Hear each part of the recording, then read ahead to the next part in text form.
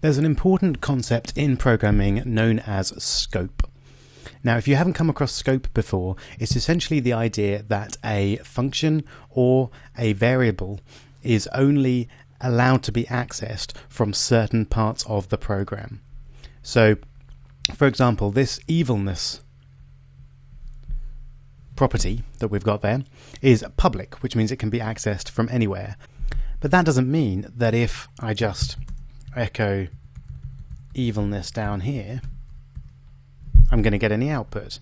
So this evilness in that form is only a variable which exists inside this class. And if I want to access it somewhere else, I need to use the technique that we saw before with the arrow. So variables and functions can have limited scope, and that means that they can only be accessed from particular areas of your code. Essentially, that's all scope is. So the reason that's important here is because we're talking about our destruct function here that happens when you beat the boss.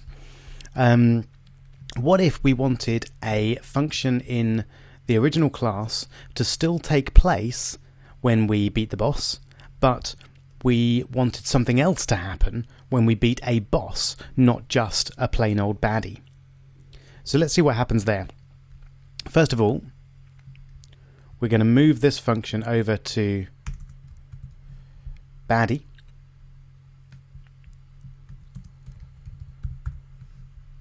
There we go. And so now we've changed it so that when a baddie is destroyed, then it will say you beat a baddie. So now let's just check that.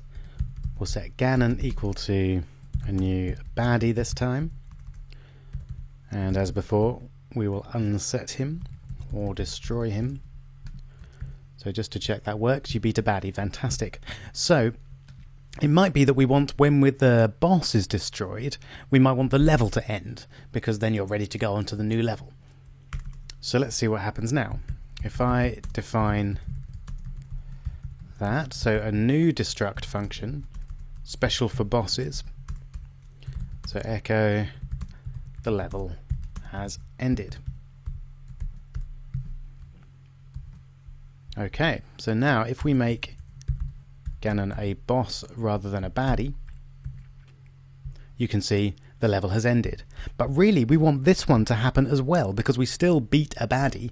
We'd want whatever happens when we beat a baddie to happen when we beat a boss as well. We want him to disappear from the screen or whatever it might be. So what I'm getting to is that there is a way of running the original destruct function before you run your extra special destruct function inside your subclass.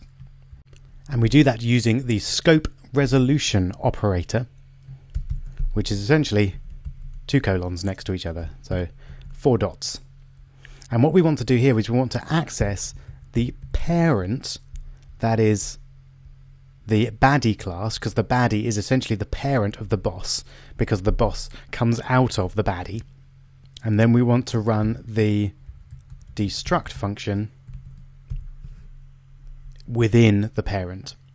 So what should happen now is that when the boss is destroyed, then the parent destruct function will run, which means that we'll beat a baddie.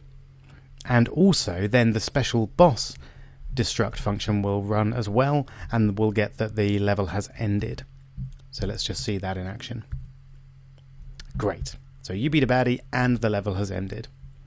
So hopefully you're seeing in that, it's a very simple example, but you can hopefully see that there's a lot of potential for this. If you imagine in a website, you might have lots of different pages. You could see each of those pages as a class, and then you might have subclasses for different types of pages. So a forum page, or a message board page, or a contact page, or just a plain HTML page, or whatever it might be. You might have lots of different users, and then some of them might be customers, or some of them might be friends, or some of them might be something else. So you could have a whole set of different classes which do certain things depending on what they are. So this is a really powerful technique that we've just looked at very basically here.